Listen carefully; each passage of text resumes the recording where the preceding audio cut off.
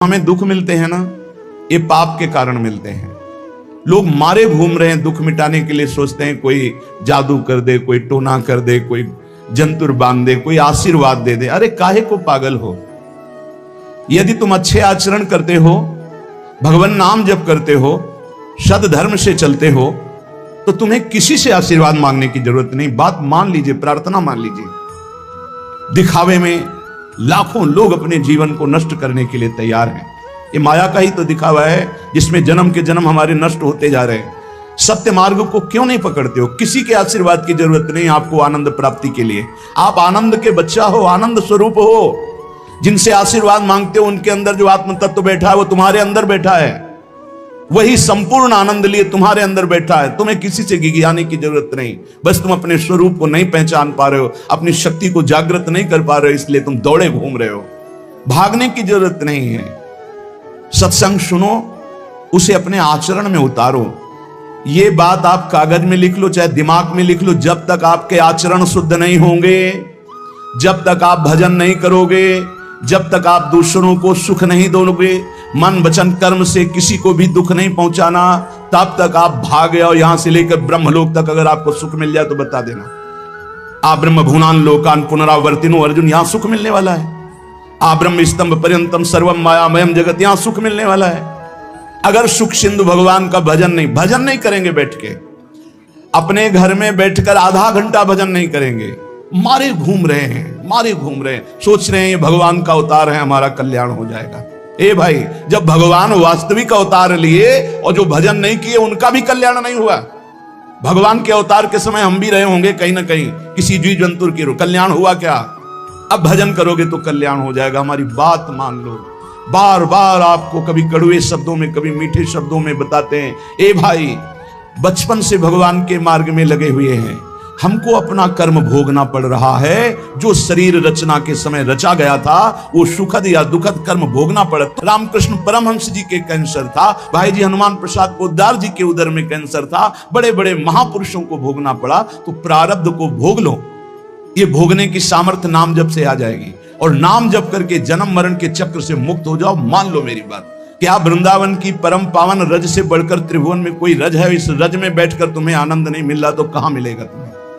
क्या भगवान नाम से बढ़कर कोई अमोघ शक्ति है जो भगवान को अधीन कर सके? सुमिर पवन सुत पावन नामू अपने बस कर राखे रामू। लेकिन समझ में नहीं आता। ये जीव सोचता है कोई तपस्वी, कोई सिद्ध से हमारे दुख दूर हो जाए। नहीं, भगवान के वचन सुन लीजिए। दैवी हेषा गुणमयी मम माया दुरत्तया मामेव ये प्रपद्यन्ते माया में ताम तरन्ति ते। ये गुणमयी माया को पार करना बहुत कठिन है। एकमात्र उपाय है, मेरी शरण में आ जाओ। हरि शरणम श्री कृष्ण शरणम मम। जब तक प्रभु की शरण में नहीं तब तक माया मुक्त। पर समझ में नहीं आता। लोगों को ऐसा लगता है मैं जाऊंगा, आशीर्वाद मिलेगा, मैं सिद्ध हो जाऊंगा, सब दुख नष्ट हो जाएंगे। आप समझो, हमारी प्रार्थना को समझो। हम अंदर से पीड़ित होकर बोल रहे, आप लोग समझते नहीं हो। भगवान का भजन किए बिना कहीं भी भाग के चले जाओ, आपको शांति नहीं मिलेगी प्यारे। और घर में बैठकर यदि भजन करोगे तो घर तीर्थ हो जाएगा, घर में भगवान पधारेंगे, आप आनंदित हो जाओगे। संत संग का फल होता है भागना, मिट जाना। सत्संगति संस्कृति कर अंता। ये जो जन्म मरण का भागना, ये मिट जाएगा। ये छोटे मोटे भागने से, शब्द सुना, मनन किया, आचरण में लग गए। कभी महीना 2 महीना में अगर संयोग बना तो हम बैठ के सत्संग सुन रहे हैं, नहीं तो हमारे पास यंत्र है, हम रोज उससे नवीन उत्साह प्राप्त करें भगवत मार्ग में चलने का। जब मिले तब दर्शन कर लिए, नहीं तो हम उनकी आज्ञा पर चल रहे हैं, तो हमारा सदैव सानिध्य है। भागने की जरूरत नहीं भाई, नहीं। थोड़ा चैन लो, थोड़ा शांति लो। भागने की जरूरत नहीं है। अंदर से भगवान को सुमिरन करने की जरूरत है। थोड़ा संयम में आओ। जिसको देखो मनमानी आचरण कर रहा है, सोचता है कोई संत महात्मा आशीर्वाद दे देंगे, तो तुम्हें संत महात्मा मिलेंगे ही नहीं। तुम करोगे पापाचरण तो संत महात्माओं का सानिध्य ही नहीं मिलेगा। पापवंत कर सहज स्वभाव भजन मूर्ति भावन काऊ, जो पे दुष्ट हृदय सोई होई मोरे सन्मुख आओ की सोई। अच्छे आचरण करो, घर बैठे महात्मा मिल जाएंगे। कोई आ जाएंगे ऐसे, तुम्हें कृतार्थ कर जाएंगे। कहीं तुम भेज दिए जाओगे जिनके वचन से तुम कृतार्थ हो जाओगे। हमारी प्रार्थना को मानिए। अपने इस अमूल्य मानव जीवन को कूड़ा करकट की तरह मत नष्ट कीजिए। श्रीपाद कह रहे, नेत्रे उत्पाटित सपदि स्त्री क्षणे लालसा चेत। यदि ये गंदी लालसाएं उत्पन्न हो रही हैं तो थोड़ा शासन में लाओ अपनी इंद्रियों को। छूट मत दो, बहुत जीवन व्यर्थ कर दिया इन इंद्रियों ने, अब सावधान हो जाओ। तुम स्वतंत्र सिंहवत जीवन व्यतीत करने के लिए मानव जीवन प्रकट किए भगवान ने तुम्हारा। तुम इंद्रियों के गुलाम होकर, मन के गुलाम होकर, भोगों के गुलाम होकर के जीने के लिए नहीं आए हो मनुष्य देह में। देवता तरसते हैं इस मानव देह के लिए, क्यों? क्योंकि साधन धाम मोक्ष कर द्वारा, इसे साधना करके हम जीवन मुक्त महापुरुष हो सकते हैं। लेकिन नहीं, बस कोई ऐसा कुछ कर दे जिससे हमारा पति बन जाए, कोई ऐसा कर दे कि हम स्वस्थ हों, को भोग भोगें, कोई ऐसा कर दे सारी झंझटें मिट जाएं। अरे औरों की तो बात जाने दो, भगवान जिनके घर में अवतरित हुए आप वहां दृष्टि डालिए। इतने बड़े भजनानंदी महात्मा वसुदेव और देवकी कंस कारागार में बंद किए हुए भगवान पधार रहे हैं, हथकड़ी बेड़ियों से जकड़े हुए। आप विचार कीजिए, भगवान के सिवा तुम्हें कोई बंधन मुक्त नहीं कर सकता। और सब तरंगे हैं, भगवान भगवान है, हमारी बात को समझ लो। भगवान भगवान है, भगवान के भाव में डूब करके सब भगवत स्वरूप हैं। तरंग में वायु विकार है, वायु विकार हटा तो समुद्र ही है, पर इतना भेद है कि समुद्र करोड़ों अनंत तरंगें प्रकट कर सकता है, लेकिन एक तरंग समुद्र नहीं प्रकट कर सकती। ऐसे ही जितने महापुरुष हैं, जितने सिद्ध महापुरुष हुए, भक्त हो चाहे ज्ञानी हो चाहे योगी हो, वो माया विकार को नष्ट करके ब्रह्म रूप में लीन हो गए, तो ब्रह्म स्वरूप वो भी हो गए। ब्रह्मविद ब्रह्म ही भवति, लेकिन ब्रह्म तो ब्रह्म है जिसने एक संकल्प मात्र से अनंत सृष्टि का सृजन कर दिया, उसकी समानता करने वाला त्रिभुवन में कोई नहीं। तो उन्हीं भगवान की, चाहे निराकार मानो, साकार मानो, सगुण मानो, निर्गुण मानो, उन्हीं भगवान की शरण में जाने के लिए सब संत महात्मा, और जो भगवान की शरण से अलग करके अपने को भगवान माने, तो हमें लगता है फिर बचना चाहिए ऐसे भगवानों से, जो अपने वचन से, अपने आचरण से, अपनी हृदय की भावनाओं से जीवों के माया जनित आकर्षण को नष्ट करके श्री भगवान से प्रीति करावे। उसे संत कहते हैं, उसे ब्रह्मर्षि कहते हैं, उसे महात्मा कहते हैं, उसे भक्त कहते हैं। शास्त्र उठा के देख लो, ब्रह्म स्वरूप हो गए हैं, दूसरों ने अनुभव किया कि साक्षात ब्रह्म है, लेकिन वो जब बोले तो अपने को ब्रह्म नहीं बोले। गोस्वामी तुलसीदास जी साक्षात भगवान के स्वरूप हो चुके। वो क्या कह रहे हैं? जो मैं अपने अवगुण कहूं, बाढ़ई कथा पार नहीं लाऊं, ताते मैं कछु अलप बखाने, थोड़े महू समुझे सयाने। कह रहे मैं अपने अवगुणों की यदि कथा कहूं तो ग्रंथ भर जाएगा, थोड़े बता दिए हैं कि मैं अवगुणी हूं। इसमें जो विवेकी जन है वो समझ पाएंगे मेरी बात को। क्या समझ पाएंगे? कि भगवान की शरण में जाने से जीव भगवत स्वरूप हो जाता है। गोस्वामी जी भगवत स्वरूप है, सामने भगवान बैठे हुए सबरी माता का स्तवन कर रहे हैं नवधा भक्ति के द्वारा, और सबरी जी ऐसा करें, अधम ते अधम अधम अति नारी, तिनमा मैं मति मंद अघारी। ये है महापुरुष। भगवान के चरणारविंद की नाम की लीला कथा की वृत्ति हृदय में जिनके संग से जागृत हो, वही सत्संग है। हम लोग बड़े बावरे हैं। अरे तरंग कभी समुद्र प्रकट कर सकती है? सब तरंगे हैं, वायु विकार हटा समुद्र हो गई, मुझे कोई इस पे संशय नहीं। बूंद अलग है तो बूंद है, और समुद्र में गिर गई तो समुद्र है, लेकिन बूंद समुद्र नहीं प्रकट कर सकती। ऐसी करोड़ों अनंत बूंदे समुद्र से, लहरों से ऐसे उठती रहती है। उनका नाम भगवान है, जिनसे अनंत महात्मा, अनंत ब्रह्म ऋषि, अनंत ब्रह्मांड सृजन, उन भगवान की शरण में जाने से इस माया से मुक्ति होती है। साहब समझ नहीं पा रहे। अरे जिनका नाम जप कर, जिनका चिंतन करके, जिनके आश्रय से जीव ब्रह्ममय हो जाता है, भगवत स्वरूप हो जाता है, वही तुम्हें करना है। यही सत्संग से प्राप्त होता है। अगर ये ना प्राप्त हो तो सत्संग नहीं है, वो कहीं ना कहीं घुमा करके हमको भटकाया जा रहा है। भगवान भगवान है, वही सबके हृदय में है। जो हृदयस्थ भगवान में तन्मय हो गया, उसमें और भगवान में अंतर नहीं, बिल्कुल मुझे संशय नहीं। पर भगवान भगवान है, इतना समझना पड़ेगा। उनके स्थान में कोई नहीं है, उनके समान कोई नहीं है, फिर उनसे बड़ा कौन हो सकता है? ये भोले भाले जीव समझते नहीं, भागे घूम रहे हैं। उन्हीं भगवान का नाम जप करो, चीख चीख के कहते हर प्रश्न का उत्तर नाम है। अगर नाम जप करके देखो तो प्रश्न ही नहीं रह जाएगा, सब समाधान हो जाएंगे। और भागे घूमे तो कभी प्रश्न की कभी शांति नहीं होगी, संशय पर संशय उठता चला जाएगा। श्रीपाद कह रहे हैं, यदि हमारी इंद्रियां कुमार्गगामी हो रही तो हमें शासन में लेना चाहिए। शासन में नहीं लोगे तो शासन तुम्हें शासन में ले लेगा। दो शासन है, एक है राष्ट्रीय शासन, एक है भागवतिक शासन। भागवतिक शासन जब लेगा तो फिर कोई बचा नहीं सकता, इसलिए अभी अवसर है, निकल चलो निकल चलो। भागने की कहीं जरूरत नहीं, किसी से आशीर्वाद नहीं मिलेगा। कब होगा? हम कह रहे राधा राधा जपो, अगर कल्याण ना हो जाए तो हमें बता देना। भगवान अर्जुन से क्या कह रहे हैं? सामने अर्जुन जी खड़े हैं, कह रहे हैं तुम मुझे तभी अनुभव कर पाओगे जब अनन्य चेता सततम यो माम स्मृति नित्य सा तस्याम सुलभा पार्थ। सामने खड़े हो, कह रहे सुलभ नहीं हूं मैं, सुलभ उनके लिए हूं जो मेरा अनन्य भजन करते हैं, अनन्य चिंतन कर। पकड़ी नहीं पा रहे, लाख सत्संग सुन रहे, पकड़ी नहीं पा रहे। बिल्कुल नहीं, ऐसे नहीं हो। थोड़ा विवेकवान हो, मनुष्य जीवन मिला है। ऐसा नहीं कि कोई तुम्हें प्रलोभन दे दे तो हम तुम्हारे रोग नष्ट कर देंगे, हम तुम्हें सिद्ध कर देंगे, हम तुम्हें धनी बना देंगे। हम कहते हैं कि हो सकता है 1000 जाते हैं, उनमें से 100 लोग ठीक हो गए हों। कैसे? पूर्व का पुण्य 100 का तुक्का लगा और ठीक हो गए। वो कहते हैं कि मैं कसम खा के कहता हूं मैं ठीक हो गया हूं। हम बिल्कुल 100% मानते ठीक हो गए, लेकिन उसके प्रताप से नहीं, आप अपने पुण्य प्रताप से ठीक हो गए। आपके ठीक होने का समय आ गया है, इसलिए आपका तुक्का लगा, आप गए, यश उसको मिल गया और आपका काम बन गया। हमारी बात को समझो। अपने लोग बहुत शास्त्र सम्मत, बहुत उसको सुलझ कर भगवत मार्ग को चल करके आपको बोल रहे हैं। अगर इन कर्मों को मिटाने के लिए जो हमारे शास्त्र बने हुए हैं उनके सिद्धांत के अनुसार चला जाए तो मिटा दिया जाएगा।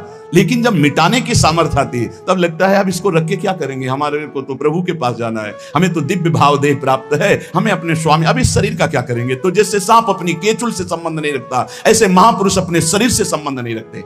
आप हमारी बात को समझ नहीं पा रहे, भटकते घूम रहे हैं, मारे घूम रहे हैं, क्लेश, अशांति, नाना प्रकार के दुख। अरे भाई, भगवान की शरणागति प्रतिपल परमानंद प्रदान करती है। क्यों नहीं शरण में हो जाते? क्या तुम्हारा पांच भौतिक देह नहीं? क्या हमारा पांच भौतिक देह नहीं? क्या तुम भगवान के अंश नहीं? क्या हम भगवान के अंश नहीं? अंतर क्या है? तुम संसार का चिंतन करते हो, भगवान का चिंतन करते हैं, तो क्या तुम भगवान का चिंतन करके नहीं बन सकते महापुरुष? क्या तुम स्वयं ऐसी शक्तियों को जागृत नहीं कर सकते? तुम सो रहे हो, जागो, भागने की जरूरत नहीं।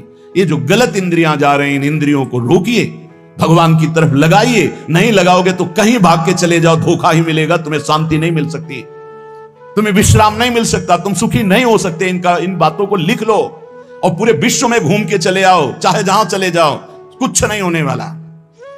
मारे मारे केवल घूमते रहो, समय बर्बाद करते रहो। वही समय एकांत में बैठकर राम कृष्ण हरि बोलो, राधा बोलो, अभी आनंद आ जाएगा। हम ये नहीं कहते कि तुम करोड़पति बन जाओगे, तुम्हारे सारे काम बन जाएंगे, लेकिन हम ये कहते हैं कि तुम्हारा हृदय शांत हो जाएगा, तुम्हारा भागम भाग मिट जाएगा, तुम एक गंभीर हो जाओगे, धैर्यवान हो जाओगे, तुम लड़ना सीख जाओगे दुखों से, तुम सुखों से भूल करके पापाचरण कर बैठे हो। दुखों में इतना तुम हो जाते हो कि अपने जीवन को भी नष्ट करने की सोच। ये सब भगवत विमुख जीव का लक्षण है। भगवत सन्मुख होने पर सुखों में दूसरों को बांटा जाता है और दुख में सहकर भगवान के नाम का स्मरण करते हुए उस दुख के समय को काटा जाता है। समझते नहीं। यदि तुम्हें वृंदावन में रह के पराई स्त्री को भोगने की इच्छा जागृत हो गई है, पराई स्त्री की तरफ काम दृष्टि से देखने की, आप पराय पुरुष शरीर की तरफ, तो कह रहे हैं कि अच्छा है, इससे अपने नेत्रों में पट्टी चढ़ा लो, मत देखो, ये नष्ट कर देंगे नेत्र तुम्हें। तो बाहर से कपड़े की पट्टी चढ़ाने की जरूरत नहीं है, नासाग्र दृष्टि रखो, इनको शासन में रखो। श्रीपाद करें नेत्रे उत्पाटयति सपदि। जहां साधक असावधान होता है वहां पश्चाताप उसको होता है, जलन होती है और उसके परमार्थ में विघ्न आ जाता है। इसलिए ब्रह्मा जी ने ऐसी रचना की है कि स्त्री को पुरुष शरीर में आकर्षण, पुरुष को स्त्री शरीर में आकर्षण या भोग बुद्धि से देखना, अपने को इसी को सुधारना है। अगर इसी को सुधार लिया तो परमार्थ पुष्ट हो जाएगा।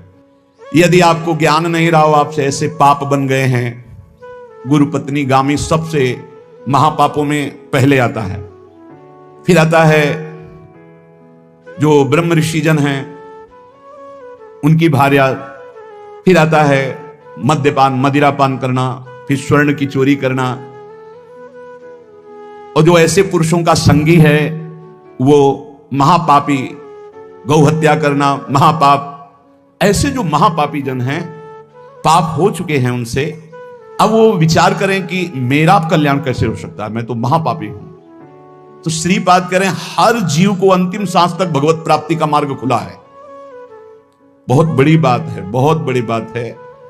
आज तक भोगना पड़ रहा है गुरुपत्नी गामी का कलंक चंद्रमा जी को, आज तक। ये बड़े बड़े महत् पाप हैं जो लोग नहीं समझते हैं। ये बात समझ लें, पर स्त्री गमन, मदिरापान, द्वित कीड़ा, स्वर्ण चोरी, गुरुपत्नी गामी, ब्रह्म ऋषियों की तरफ, जो उनकी भार्या है उनकी तरफ ये काम भाव से देखना, गौ हत्या, ये महत पाप है। ये पाप नष्ट कर देते। भ्रूण हत्या, ये सब महत पाप है। अगर ये पाप बन गए हैं जाने अनजाने में जीवन में, और अब हमने सत्संग सुना तो अब हमें प्रायश्चित हो रहा है कि मेरा कल्याण कैसे हो सकता है। तो श्रीपाद कह रहे हैं, एक बार हृदय से जलन पैदा करो कि मेरे से बहुत गलती हो गई, और सीधा हम वृंदावन आ जाओ।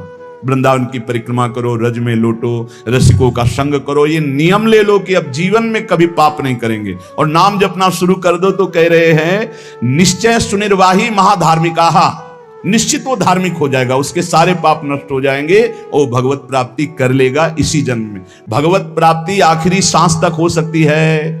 आखिरी सांस में बोला राधा राम कृष्ण हरि, बिल्कुल भगवत प्राप्ति हो जाएगी। विश्वास कर लो इस बात पे। इसलिए कोई भी कभी निराश ना हो कि मुझे भगवत प्राप्ति नहीं हो सकती, मेरा कल्याण नहीं हो सकता। इस श्लोक में श्रीपाद ने बताया, यदि ऐसे महापाप किए हुए हो तो सीधाम वृंदावन आ जाओ। धाम है भगवान का, निज धाम है। जो बड़े बड़े तीर्थों के अवगाहन से पाप नष्ट नहीं होते, जो कि महापाप कहलाते हैं, वो धाम में रज में लौटने से, परिक्रमा करने से, नाम कीर्तन करने से, सत्संग सुनकर सतमार्ग में चलने से। कह रहे हैं, निश्चय सुनिर्वाही महाधार्मिका, निश्चय उसके सारे पाप नष्ट हो जाएंगे और धार्मिक ही नहीं महाधार्मिक हो जाएगा। यदि ऐसा पुरुष है, ऊपर के श्लोक में जो बताया महापापी, अब कह रहे हैं अगर ऐसा पुरुष है कि कभी धर्म की चर्चा ही नहीं सुनी, जो सदैव अधर्म में ही ग्रस्त रहा है, और इतना नीच है कि पापी लोग भी उसकी निंदा करते हैं। कुछ पाप ऐसे होते हैं जिनकी पापी लोग भी निंदा करते हैं। जैसे जेल कोई जाता है, हमें बताया गया है, तो उनमें कैदी लोग पूछते हैं क्या करके आया, वो बताया गया कि भाई ये राष्ट्र रक्षा के लिए ऐसा ऐसा किया, पर अधिकार नहीं था, तो अनाधिकार चेष्टा में इसने अपने समाज की रक्षा के लिए ऐसे ऐसे किसी ऐसे उपद्रवी को मारा। तो हाथ मिलाते हैं उसको सम, ये काहे क्या है? बोले अपनी बेटी के साथ ऐसा गंदा आचरण कर। तो बोले वहां के कैदी भी गुस्सा होकर उस पर दृष्टि रखते हैं, उसे घृणित दृष्टि से देखते हैं। तो यहां कहने जो धर्म की वार्ता नहीं जानता, अधर्म से ग्रसित रहा है, और नीच पुरुष पापी लोग भी उस पर क्रोध दृष्टि से देखते हैं।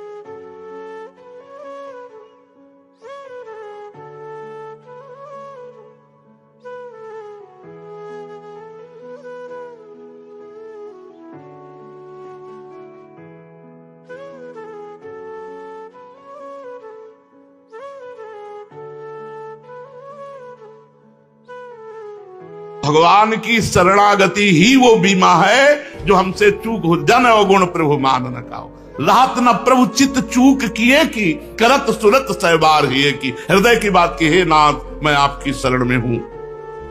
सर्वत्र सर्वथा सर्वदा के लिए तुम सुखी हो जाओगे।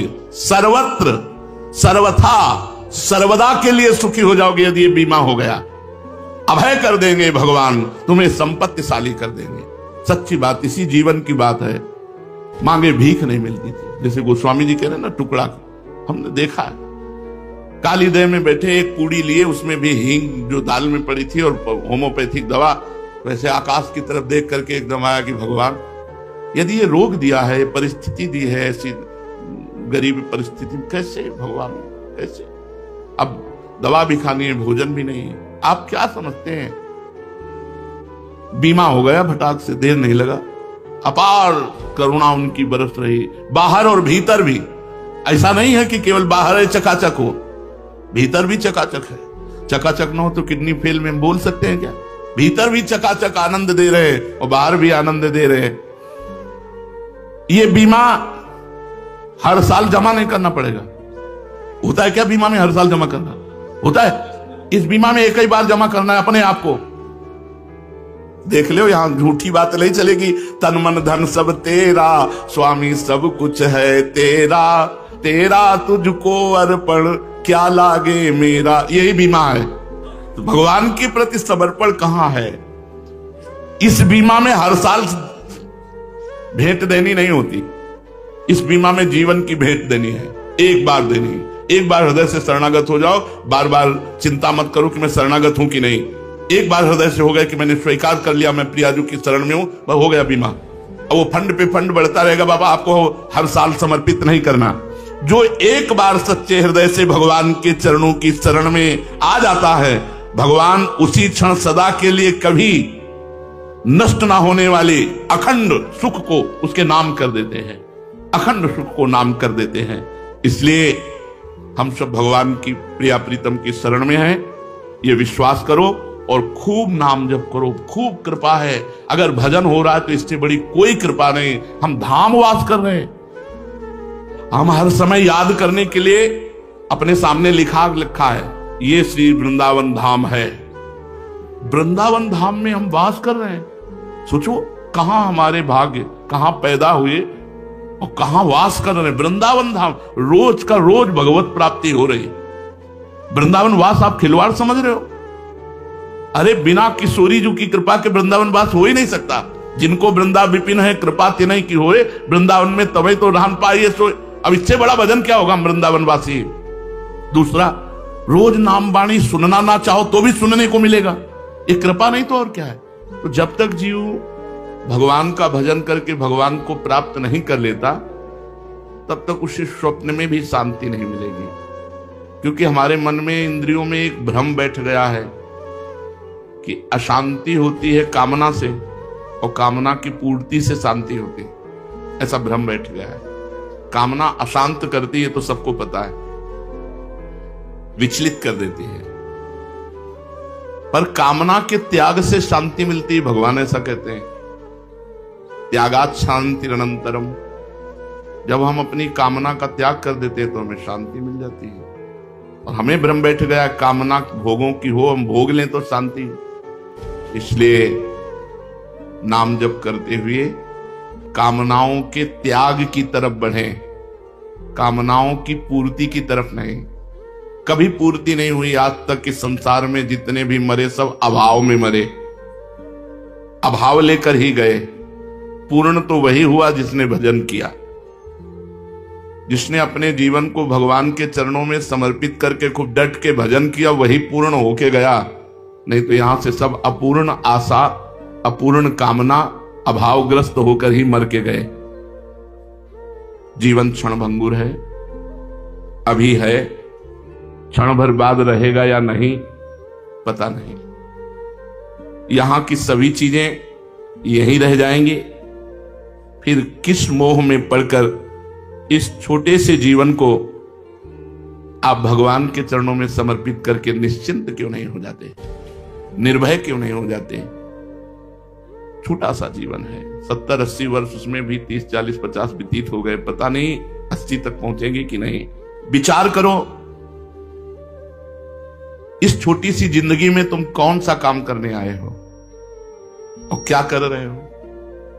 यहां हम आए भगवत प्राप्ति करने, साधन धाम मोक्ष कर द्वारा, मोक्ष प्राप्ति, भगवत प्राप्ति, प्रेम प्राप्ति के लिए।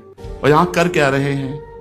अपनी इंद्रियों को दुलार, मनमानी आचरण जो हमारी दुर्गति कर दे, जो हमें और पतन के रास्ते में ले जाए। तुम्हारा जीवन सफल तभी होगा जब तुम निरंतर नाम जप करोगे। मृत्यु के भयानक चक्र से तभी तुम छूटोगे जब भगवान की आसक्ति हो जाएगी। शरीर की आसक्ति हटकर भगवान की भगवत आसक्ति हो जाएगी। असल में परम शांति को तुम तभी प्राप्त होगे जब तुम्हें भगवान का साक्षात्कार हो जाएगा। तुमने गर्भवास में भगवान से प्रतिज्ञा की थी, रो रो कर प्रभु से कहा था कि मुझे एक बार इस मां के गर्भ रूपी नरक से बाहर कर दो, मैं बाहर जाकर निरंतर तुम्हारा भजन करूंगा, दूसरा कोई उद्देश्य नहीं, केवल भजन करूंगा। लेकिन इस भगवती माया के प्रभाव से अपनी प्रतिज्ञा भूल गए और फिर फंस गए। ये माँ, ये पिता, ये अमुक, ये अमुक, ये अमुक कार्य, अमुक भोग, अमुक चिंतन। चेतो, सावधान हो, कहीं जीवन के ये दिन और रात व्यर्थ में न व्यतीत हो जाए। एक एक मिनट संभाल कर व्यतीत करो। राधा राधा राधा।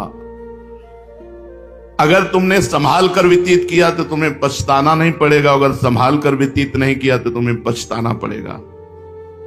मन पछतई है अवसर बीते। बाद में फिर क्या, जब मरने का समय आया, भयानक दुख घेर लिए, भगवान का विस्मरण, अब दुर्गति तुम्हारी पक्की, अब उस समय तुम्हारे को पछताने का भी टाइम नहीं मिलेगा। आज तक जो भूल हुई सो हुई, आज से संभाल लो। जितने जीवन के दिन बाकी हैं, दृढ़ संकल्प करो कि एक मिनट भी अब व्यर्थ नहीं जाने देंगे। हर मिनट में भगवान का भजन करेंगे, भजन में लगाकर अपने जीवन को सफल करेंगे।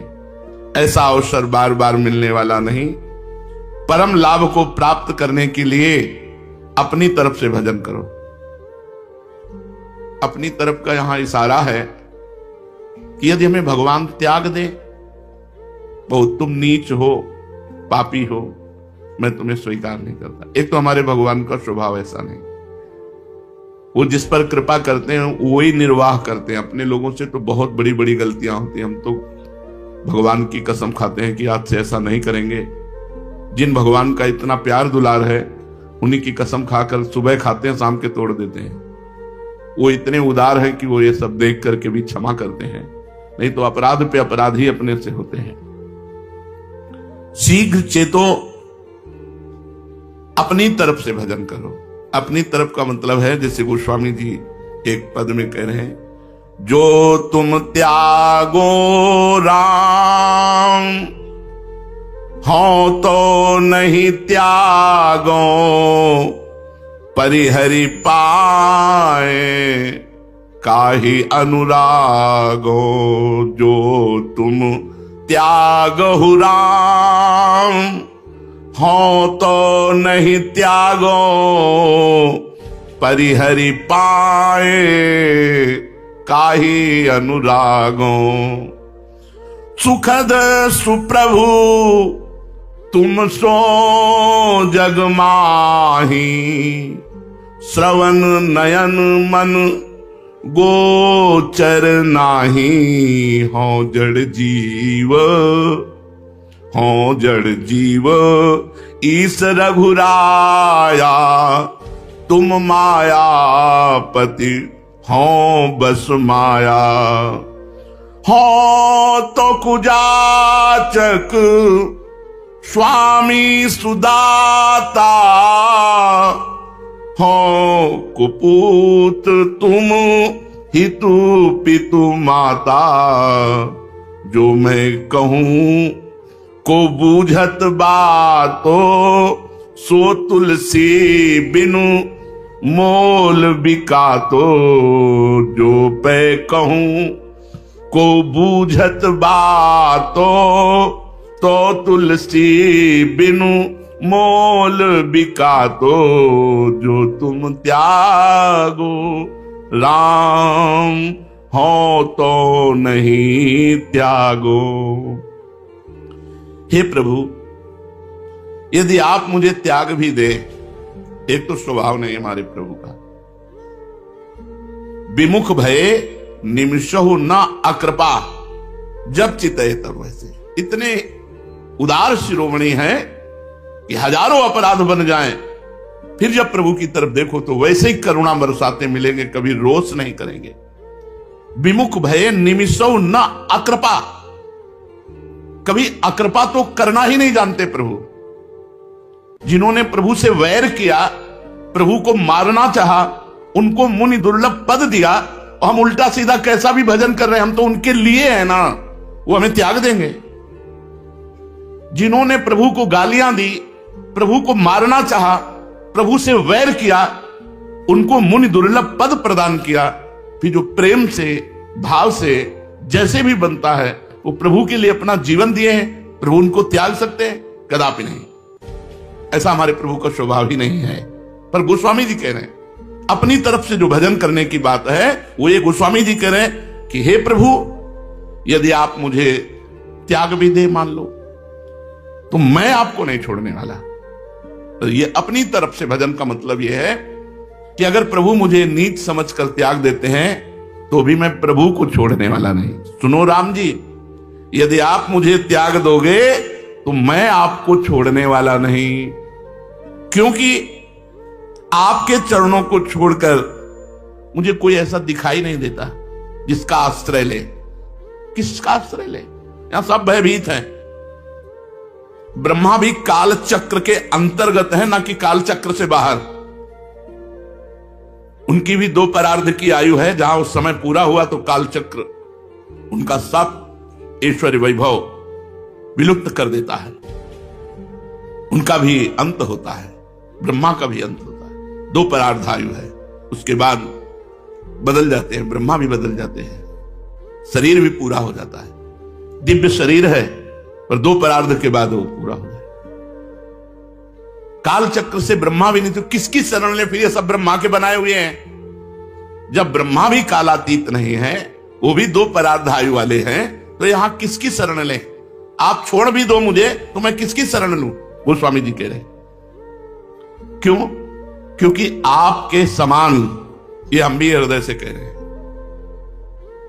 अपने जन के अवगुण ना देखना और अवगुणों को गुण मान करके उसकी महिमा विख्यात करना, जहां दंड देना चाहिए वहां पुरस्कार दिलाना, यह हमारे स्वामी का स्वभाव है। अनुभव की बात कहते हैं, ये छाती की बात कहते हैं। हमारे प्रभु हरि का स्वभाव ऐसा है कि हमें पता है कि हमें दंड मिलना चाहिए, लेकिन वो पुरस्कार दे रहे हैं। हमें पता है कि हमें तिरस्कार मिलना चाहिए, वो नमस्कार दे रहे हैं, जगत से नमस्कार करा रहे हैं। हमारे आचरण तिरस्कार योग्य और वो नमस्कार करवा रहे हैं। पक्की बात कह रहा हूं। यंत्र में चढ़ा हुआ जो खिलौना है वो वैसे ही नाचता है जैसे वो नचाना चाहते हैं। तो माया के बसीभूत चराचर जीव नाच रहा है। माया ऐसी भगवान की बलवती है। यंत्रारूढ़ानी मम माया, भगवान कह रहे हैं। उस माया में नाचते हुए हमसे कौन सी गलती नहीं हुई और कौन सी गलती नहीं हो सकती। लेकिन स्वामी का स्वभाव, गलती करके आओ तो कहते शाबाश, आगे बढ़ो, और एक सीढ़ी आगे बढ़ा देते हैं, ऊंचे उठा देते हैं, जिससे वो गलती स्पर्श न कर पावे। अस स्वभाव कौन सुन्यो न देखो, जैसा प्रभु का स्वभाव। जन अवगुण प्रभु मान न काऊ, दीन बंधु अति मृदुल स्वभाव। बड़ा करुणा में स्वभाव प्रभु का है। तो हे प्रभु, आपके समान सुख देने वाला सुंदर स्वामी इस संसार में आज तक न कानों से सुना है और न देखा है। बिल्कुल ध्रुव सत्य बात। ऐसा स्वामी नहीं देखा। स्वामी है, उनकी अनुकूलता में बाधा पड़ी कि निकाल दिया, अनुकूलता में बाधा पड़ी कि प्यार भंग हो गया। लेकिन ऐसे स्वामी कि प्रतिकूलता पे प्रतिकूलता करता जाए और वो उसके अनुकूल होते चले जाएं, ऐसा स्वामी तो केवल प्रभु है, दूसरा कोई नहीं। प्रभु के प्रतिकूल, प्रभु त्याग दें ऐसे आचरण करने वाले, और प्रभु दुलार पे दुलार करते चले जाए। ये हम कथा नहीं कह रहे, हम हृदय की बात कह रहे। ऐसे हमारे स्वामी हैं, क्योंकि हम अपने हृदय की बात जानते हैं, आप अपने हृदय की बात जानते हैं। देख लो किस कोटि के हैं हम, कहां प्रभु, कहां सुकुमारी अलवेली सी किशोरी जू, और कहां हम। तो जब इस पर देखते हैं तो कहीं कोई गुंजाइश नहीं है, पर उनकी कृपा। तो आपके समान सुख देने वाला सुंदर स्वामी इस संसार में आज तक न कानों से सुना है, न देखा है, न मन में कभी अनुमान हुआ है। श्रवण नयन मन गोचर नहीं, आज तक न देखा है, न सुना है, और न मन में आया है कि वो स्वामी ऐसा है। हे रघुनाथ जी, क्षमा करना, मैं जड़ जीव हूं और आप ईश्वर हैं। आप माया के स्वामी हैं, माया आपके बस में है और हम माया के बस में हैं। मैं कृतज्ञ हूं, भीख मंगा हूं, आपसे मांगता ही रहूंगा, अपराध करता ही रहूंगा, कृतज्ञ नहीं हूं। आप इतनी कृपा कर रहे हैं कि हमको आपकी कृपा के उसमें कृतज्ञता में डूब जाना चाहिए, लेकिन हम कृतज्ञ हैं।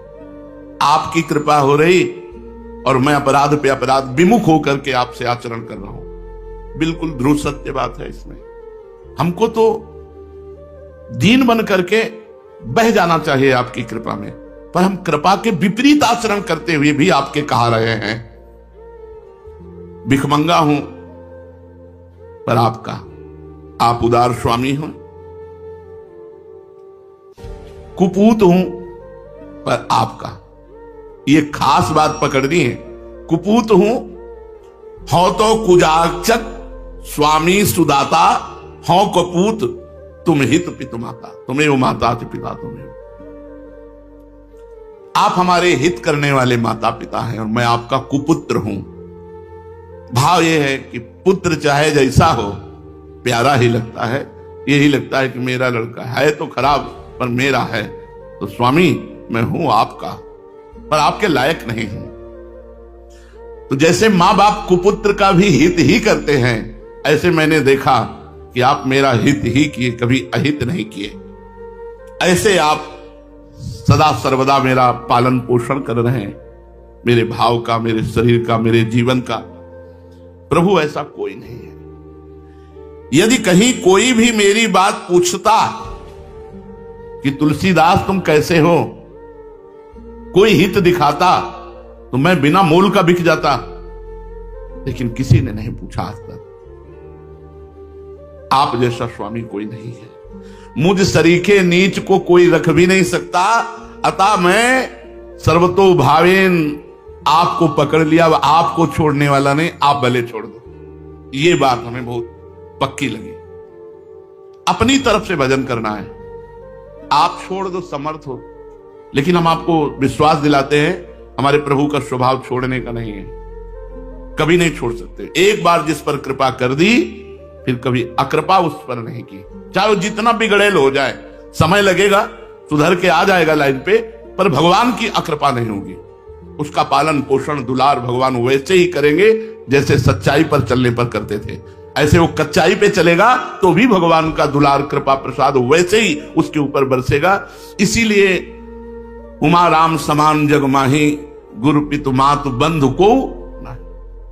गुरु भी जब देखता है अनुकूलता का त्याग करके प्रतिकूल मार्ग का अनुसरण करता है, तो दंड विधान कर देते हैं, त्याग कर देते हैं, उसे दूरी कर देते हैं। लेकिन प्रभु नहीं कर सकते। उमा राम समान जग माही, गुरु पितु मातु बंधु को नाही। कोई ऐसा कृपालु नहीं जैसा प्रभु कृपालु है। इसलिए ये अवसर मिले कि ना मिले, हमको अपनी तरफ से भजन करना है। इस बार हमें जीतना है, हमें हारना नहीं। इस बार मुझे जीतना है। इस संसार जीत विषम संसार, कीर्ति जग बिस्तर है। इस विषम संसार में मुझे विजय प्राप्त करनी है। जो पुरुष भगवान का होकर, हम और किसी के नहीं हैं, ये अंदर से बैठा लो केवल प्रभु हमारे हैं, दिमाग में बैठा लो केवल प्रभु हमारे हैं, बैठा लो, कोई और हो तो हटा दो, नहीं धोखा हो जाएगा। मेरे तो गिरधर गोपाल दूसरों न कोई, श्री जी को बैठा लो, बस मेरी श्री जी। आप बताओ है ना ऐसा? जिस दिन से सोचो कि आज से गलत नहीं करेंगे, 1000 बार गलत वैसे ही हो जाएगा। ऐसी विचित्र भगवान की माया है। तो हम लोग देखते हैं ये कि जिस दिन से हम ठानते हैं कि आज से नहीं करेंगे, वो दिमाग में छा जाता है, वो हमको भ्रष्ट कर देता है, वो हमको नष्ट कर देता है। हमारी सामर्थ्य नहीं है, चाहे जितनी कसमें खा लो। वो भीष्म जी नहीं है हम कि भीष्म प्रतिज्ञा की और पार कर गए, सुबह से शाम तक निभ जाए कृपा भगवान की, ऐसे हम कसम खाने वाले हैं, ऐसे हम दृढ़ प्रतिज्ञ हैं। तो भी हमें भगवान का आश्रय छोड़कर अन्य आश्रय नहीं लेना। ये ईमानदारी से बात समझ लो कि हमारे लोगों में बिल्कुल सामर्थ्य नहीं। हम अपनी बात कहते हैं, हम जगह जगह देखा है कि अगर हम संभले हैं तो उनकी कृपा से संभले, नहीं हमारे में सामर्थ्य नहीं खड़े होने की भी। परमार्थ में चलने की तो बात जाने दो, खड़े होने की सामर्थ्य नहीं है। अगर चल रहे तो अंगुली पकड़े हैं और वो चला रहे हैं, बस ऐसे हम देख रहे हैं। हम अपने को देख रहे हैं कि ऐसे पकड़ के चला रहे तो चल रहे, पैर नहीं टिक रहे, पैर फिसल रहे हैं, पर हम गिर इसलिए नहीं रहे कि वो अंगुली पकड़े, बस इतनी बात समझो। भगवान का होकर भोगों की कामना के फंदे से निकला जा सकता है, दूसरा कोई उपाय नहीं। ये भोग ही जन्म मरण का हेतु है। बार बार जन्म, बार बार मरण, बार बार बंधन, आकर्षण संसार का। भगवान के होकर ही भोगों के फंदे से जीव निकल सकता है। ये माया बहुत विचित्र है, कोई कहीं भी सुरक्षित नहीं है इससे। वही सुरक्षित है जिसकी रक्षा भगवान कर रहे हैं। सीम की चाप सके को उतासु, बड़ रखवार रमापति जासु। बड़े रखवार भगवान जब बरद हस्त रख देते तो नहीं, ये इतनी विचित्र माया है कि किसी को कहीं से भी घसीट सकती है। शिव विरंचिका मोहि को है बपुरान, अस जिय जानि भजी मायापति भगवान। जो भगवान का हो जाता है उसकी कभी शांति भंग नहीं होती।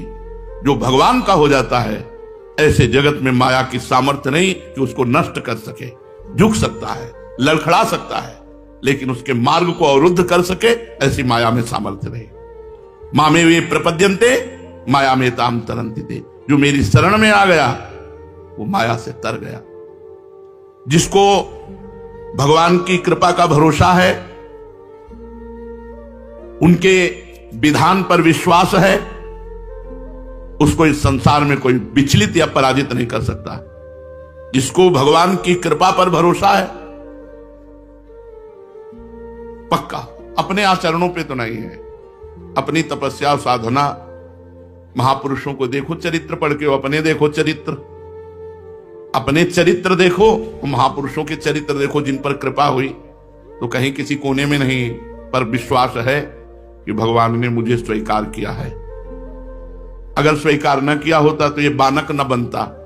वृंदावन धाम, गुरु जी की शरण, आचार्य की शरण, नाम मंत्र उपासना, ये बानक न बनता। ये बना ही कृपा से है। तो भगवान की कृपा पर विश्वास और भगवान के विधान पर विश्वास, जो विधान हो। अगर हमारे जीवन में विपत्ति आ रही, संकट आ रही, रोग आ रहे हैं, तो बड़ी कृपा है, विश्वास मानो, ये कृपा भगवान से मिला देगी। भगवान के विधान पर विश्वास और भगवान की कृपा पर विश्वास, उसको संसार की कोई भी स्थिति विचलित नहीं कर सकती। जो सांसारिक किसी भी व्यक्ति से और किसी भी पदार्थ से अपनापन नहीं रखता, उसकी जिम्मेवारी भगवान स्वीकार कर लेते हैं। उसके योगक्षेम की चिंता भगवान करने लगते हैं। जो संसार के किसी पदार्थ की परवाह नहीं करता और किसी व्यक्ति से अपनापन नहीं रखता, उसका पूरा ठेका भगवान ले लेते हैं। उसके योगक्षेम का वाहन भगवान करने लगते हैं, उसकी चिंता भगवान करने लगते हैं। उसके लिए जो उचित है, हितकर है, आवश्यक है, वो भगवान अपने आप सब विधान कर देते हैं। भगवान स्वयं उसकी रक्षा करते हैं और उसकी आवश्यकता की पूर्ति करते हैं। जो किसी भी वस्तु की परवाह नहीं करता और किसी व्यक्ति से अपनापन नहीं रखता, उसके योगक्षेम का भार भगवान स्वीकार कर लेते हैं। तुम्हारी आवश्यकता का पता भगवान को है, ठीक समय पर उचित निर्णय हो जाएगा। तुम्हारी आवश्यकता का पता भगवान को है, किसी से कहो मत, ठीक समय पर पूर्ण हो जाएगी, ये शब्द नहीं कह रहे, उचित निर्णय हो जाएगा। वो पूर्ण नहीं होनी है तो नहीं पूर्ण होगी। आवश्यकता तुम्हारी कामना है, अगर वास्तविक आवश्यकता है तो अपने आप पूर्ण हो जाएगी, आपको चिंता करने की जरूरत नहीं। जिसके योगक्षेम का भार भगवान उठा लेते हैं, पहली बात उसकी कभी हानि होती नहीं, ना आचरण से, न संपत्ति से, न जगत के किसी भी क्षेत्र से उसकी हानि नहीं हो सकती। लाभ ही लाभ रहेगा। जो भगवान की शरण में हो गया और जिसका योगक्षेम भगवान वहन कर रहे हैं, उसका लाभ ही लाभ होगा। किसी भी क्षेत्र में हो, लाभ ही लाभ होगा। सबसे बड़ा लाभ भगवान का चिंतन निरंतर होगा। भगवान का चिंतन निरंतर हो रहा है तो कोई विपत्ति, कोई दुख, कोई नाना प्रकार की जो विघ्न बाधाएं हैं वो उसको छू नहीं सकती। हरि स्मृति सर्व विपद विमोक्षण। सर्व, सब प्रकार के संकट, सब प्रकार के भय, सब प्रकार के दुखों का नाश उसके हो जाता है जो हर समय भगवान का मधुर मधुर चिंतन करता रहता है। अब कोई प्रश्न कर सकता है कि मैं भगवान की शरण में भजन करता हूं, मेरी तो हानि हो गई। वो हानि ही नहीं है। नाशवान का नाश होगा, अविनाशी का नहीं। और वो हानि लाभ देने वाली होगी। सबने छोड़ दिया, सब सुविधा लुट गई, कोई हमारा नहीं, बढ़िया लाभ हो गया। अब भगवान के सिवा हमारा कोई नहीं। वही हमारा भरण पोषण करेंगे, वही हमारी जिम्मेवारी स्वीकार करेंगे, वही हमारी आवश्यकता को दे। इससे बढ़िया लाभ क्या? ये तो परम लाभ हो गया। अब हमारी हानि हो ही नहीं सकती। हानि होने पर भी हानि नहीं हो सकती। वो हानि लाभ दे के जाएगी जो भगवान की शरण में हो। अगर भगवान की शरण में नहीं तो लाभ शब्द से संबंध है नहीं, हानि ही हानि है। जैसे एकांतिक में एक से बताया कि आप इतनी बड़े पद में हैं, इतनी बड़ी डिग्री लिए हैं, लेकिन जब मरेंगे तो अगले जन्म में फिर का पढ़ना पड़ेगा। ये डिग्री नहीं आपको याद रहेगी, ये पद नहीं मिलेगा, फिर ककारा से शुरू करना पड़ेगा। और यदि इस जन्म में 100 बार राधा राधा कहा तो अगले जन्म में 101 से शुरू होगा, 99 से नहीं। इसलिए अत्यंत आवश्यक है भगवान का नाम, भगवान की शरणागति। जिसकी दृष्टि बहुत छोटी होती है वो भगवान की कृपा को सीमा में बांधता है। अगर भगवान की कृपा होती तो हमारा एक काम बन जाता, भगवान की कृपा होती तो ये आदमी हमको गाली क्यों देता, भगवान की कृपा होती तो हमारे शरीर में रोग क्यों होता, भगवान की कृपा होती तो हमें ये लाभ मिल जाता। ये छोटी बुद्धि की बात है। भगवान की कृपा को किसी बात में बांधो मत। असाध्य रोग होना भी भगवान की कृपा है, ये हमने संतों से सुना। भगवान की कृपा से सबका संबंध छूट जाना, ये भगवान की कृपा से सब वस्तुओं से राग मिट जाना या सब वस्तुओं का नष्ट हो जाना बड़ी कृपा का स्वरूप है। हम लोग कृपा को अनुकूलता से तौलते हैं। आपको सही कहते हैं, सच्ची शरणागति प्रतिकूलता में ही होती। जब कुछ अपना नहीं होता, कोई अपना नहीं होता और वो फुटपाथ में खड़ा होता है तब आकाश की तरफ देखता है। और सच्ची शरणागति तभी होती है कि त्राहिमाम, अब आपके सिवा कोई नहीं। तो बस उसी दिन से गेम बदल जाता है। सब कर्म विधान भस्म करके नए भाग्य की रचना भगवान कर देते हैं। जिस दिन से शरणागति होती है उस दिन से भाग्य काम नहीं करता, भगवान का विधान काम करता है। बस शरणागति होती ही प्रतिकूलता में है। अनुकूलता में किसी बिरले की शरणागति हुई हो, बहुत विवेकवान जो हो, नहीं तो होती ही प्रतिकूलता में है। जब सब तरह से प्रतिकूलता घेर लेती है तो शुद्ध शरणागति का प्रादुर्भाव होता है। जो शरणागत होता है वो भविष्य की चिंता नहीं करता। भविष्य में क्या होगा, भविष्य की चिंता अल्पज्ञता है। भविष्य तो हमारे भगवान के हाथ में है। वर्तमान में भगवान का हम चिंतन करते हैं और भविष्य के लिए निश्चिंत होकर सोते हैं। काहू के बल भजन को काहू के आचार, व्यास भरोसे कुंवरी के सोवत पांव पसार। वर्तमान में जब जागे तो प्रिया भजे, नहीं तो सोवे पांव पसार। संतों ने कहा जब जागे तो प्रिया भजे, जितनी देर हमें चेतना है तो राधा राधा राधा। भविष्य हमारा उज्जवल है क्योंकि भगवान की हम शरण में हैं। भगवान में यथार्थ विश्वास हो जाए तो मानो जैसे बीमा नहीं हो जाता, तुम्हारी गाड़ी नष्ट हुई तो तुम्हें पूरा पैसा मिलेगा, गाड़ी का बीमा हो जाता ना, तुम्हारा बीमा हो गया। भगवान की शरणागति तुम्हारा बीमा हो गया। अगर तुम गिरते भी हो ना, बीमा में क्या होता है, बोले तुम्हारी गाड़ी का बीमा हुआ और गाड़ी नष्ट हो गई तो पैसा मिलेगा ना। यहां आग लगी थी, बीमा अगर है तो आपको पैसा, लैपटॉप जल गया तो आपको लैपटॉप मिलेगा कि नहीं मिलेगा, आपकी गाड़ी जल गई तो गाड़ी का पैसा मिलेगा कि नहीं मिलेगा। ऐसे आप भ्रष्ट हो गए तो भगवत प्राप्ति आपको होगी, क्योंकि आपका बीमा हो गया है। शरणागति का मतलब है बीमा हो जाना। ये बड़े मौज की बात है। अगर आप पथ से भ्रष्ट भी हो जाते हैं, भगवत विमुख आचरण भी बन जाते हैं, तो आपका बीमा है, आपको भगवत प्राप्ति होगी।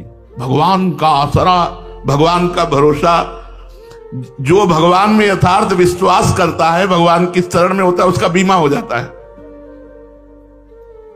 ये बीमा कंपनियां तो जांच करके फेल भी कर सकती है,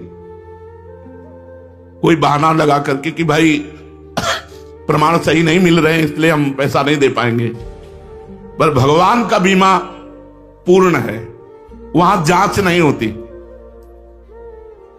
फंड पे फंड जुड़ता रहता है और वो अपार संपत्तिशाली बन जाता है जिसका भगवान के यहां से बीमा है। मेरा शरीर भगवान को अर्पित है, मेरा जीवन भगवान को अर्पित है, मैं केवल भगवान से लूंगा, भगवान में तो कह रहे फंड पे फंड जुड़ता चला जाता है और अपार संपत्तिशाली बन जाता है।